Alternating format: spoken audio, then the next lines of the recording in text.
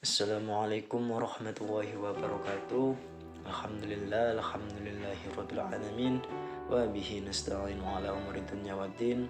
Wassalatu wassalamu ala asrofil anbiya'i wal mursalin sayyidina wa maulana Muhammad wa ala ashabihi ajma'in. Rabbi shrah li sadri wa yassir li amri wa hlul 'uqdatam min lisani yafqahu qawli. Amin amin ya rabbal alamin. Perkenalkan, nama saya Muhammad Aglan Huda, 050203 Saya di sini akan mempresentasikan mengenai Imam Ja'far As-Shadiq dan metode Syiah Imamiyah. Mengenai Imam Ja'far As-Shadiq, tidak luput dari biografi beliau, yaitu sebagai berikut. Nama lengkap beliau adalah Abu Abdullah Ja'far ibnu Muhammad al-Baqir ibnu Ali Zainal Abidin ibnu Husain ibnu Ali bin Abi Thalib al-Hashimi al-Alwi al-Madani al-Shadiq. Ia dilahirkan pada tahun ke-80 Hijriah atau 699 Masehi. Para sejarawan berbeda pendapat mengenai kelahiran Ja'far ini. Selain tahun 80 Hijriah, ada pula yang mengatakan bahwa ia dilahirkan pada tahun ke-83 Hijriah. Ada pula yang mengatakan Ja'far dilahirkan sebelum kedua tahun tersebut. Namun, riwayat yang paling kuat menyatakan bahwa Ja'far Shadiq dilahirkan pada tahun ke-80 Hijriah, yakni tahun yang sama dengan kelahiran pamannya, yaitu Zaid ibnu Ali Zainal Abidin. Ayah beliau adalah Muhammad al-Baqir. Beliau adalah seorang ulama terkemuka di Madinah yang menjadi rujukan banyak ahli fikih saat itu. Di antara murid-muridnya antara lain Sufyan al-Tahwari dan Abu Hanifah. Ibunya Ummu Farwah juga tergolong wanita terhormat di masanya. Ummu Farwah adalah putri Qasim ibnu Muhammad ibnu Abu Bakar al-Siddiq. Baru dari Ummu Farwah sendiri adalah Asma ibnu Abdurrahman ibnu Abu Bakar al-Siddiq. Sehingga kadang-kadang Ja'far berkata bahwa dirinya dilahirkan dua kali oleh Abu Bakar. Dengan demikian, dari pihak ayahnya Ja'far memiliki garis keturunan dengan Rasulullah SAW. Sedangkan dari pihak ibunya ia memiliki garis keturunan dengan Abu Bakar al-Siddiq. Itulah sebab mengapa meskipun ia merupakan salah satu dari imam kaum Syiah, ia akan marah besar bila mendengar ada orang yang merendahkan kakeknya Abu Bakar al-Siddiq. Imam Ja'far merupakan tokoh yang sangat penting dalam sejarah perkembangannya Syiah. Sebelumnya Syiah cenderung bersifat politis, yang memposisikan dirinya sebagai gerakan oposisi terhadap pemerintahan Umayyah.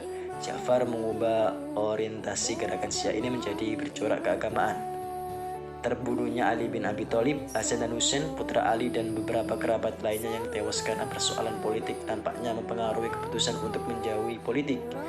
Karena itu tidak aneh jika Ja'far lebih menyukai bergelut di dunia pengetahuan daripada terjun langsung di arena politik. Kendati demikian, bukan berarti Ja'far as-Shadiq termasuk pribadi yang apolitis. Imam keenam dalam teologi Syiah ini tetap memiliki perhatian terhadap persoalan-persoalan politik. Ia berani mengkritik pemerintahan Bani Abbasiyah yang dianggapnya zalim dan sewenang-wenang. Secara tegas ia menolak penggunaan namanya untuk kendaraan politik, seperti terlihat misalnya dalam gerakan oposisi di Irak.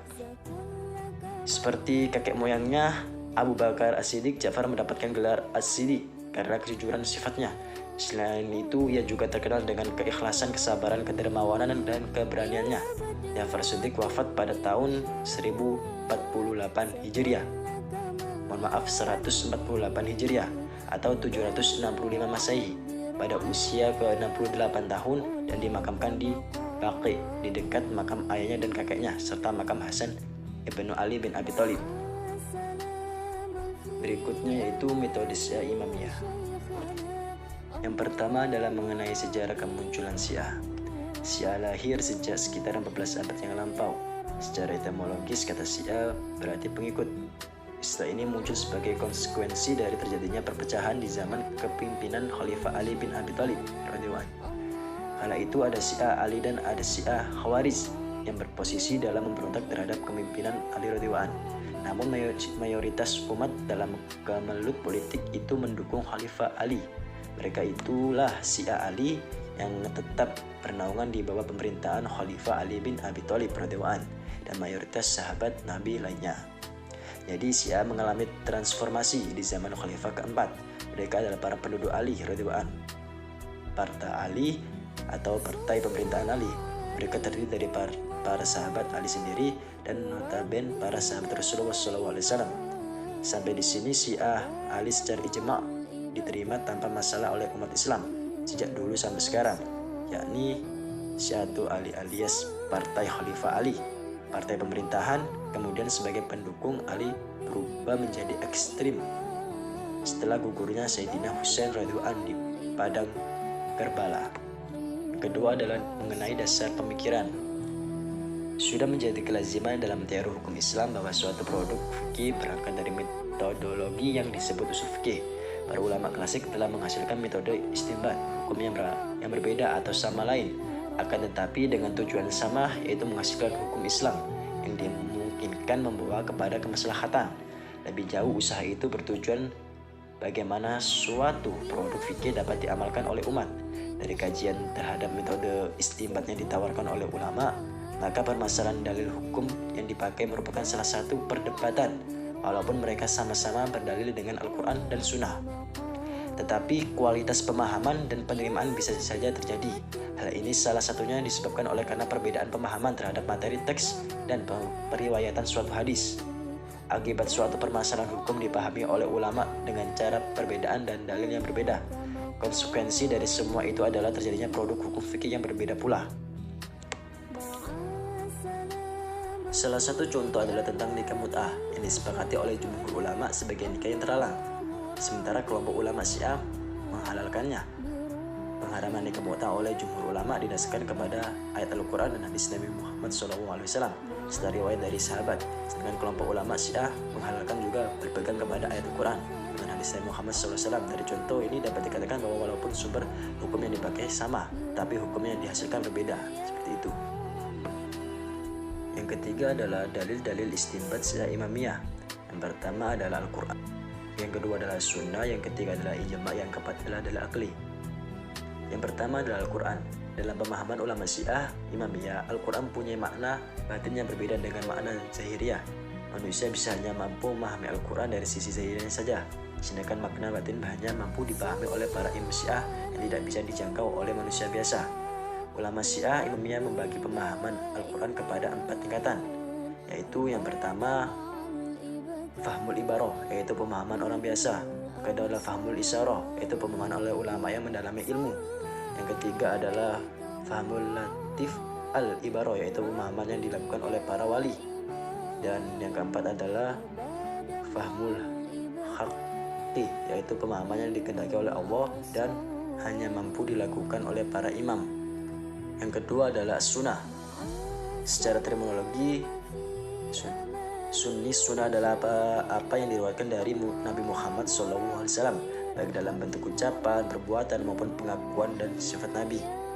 Dengan demikian, bagi mereka sunnah bukan saja berasal dari perkataan, perbuatan dan ketetapan Nabi SAW saja, akan tetapi juga berasal dari keturunan Nabi melalui Fatimah dan Ali bin Abi Thalib, atau yang dikenal dengan Ahli Al-Bait. Dengan demikian, kelompok ulama Syiah lebih memperluas kemungkinan mashum yang dimiliki secara khusus oleh Nabi menurut ulama Al-Sunnah kepada selain Nabi Muhammad SAW. Dalam pemahaman ulama Syiah, mereka mendapatkan tugas tersendiri dari Allah Subhanahu wa Ta'ala melalui lisan Nabi untuk menyampaikan hukum yang berlaku. Yang ketiga adalah ijma', yaitu dalil selanjutnya dipakai oleh Syiah Imamiyah adalah ijma'. Dalam definisi jumhur ulama, ijma' adalah kesepakatan seluruh mujtahid di dunia Islam terhadap suatu kasus setelah wafatnya Nabi Muhammad SAW.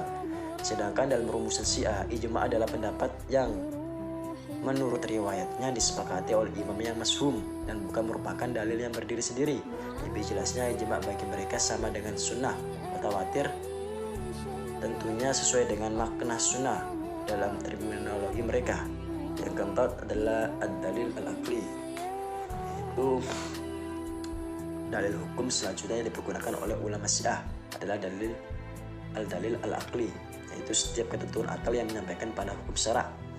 Nah, ketentuan itu dibagi menjadi dua, yaitu ketentuan akal yang berdiri sendiri seperti ketentuan akal bawah yang dipandang baik menurut akal, dipandang baik pula menurut syara. Yang kedua adalah ketentuan akal yang tidak sepenuhnya berdiri sendiri seperti melakukan ibadah haji ialah wajib menurut syara. Seperti itu. Sekian presentasi dari saya. Mohon maaf bila ada kesalahan. Wabillahi taufiq wal hidayah. Wassalamualaikum warahmatullahi wabarakatuh.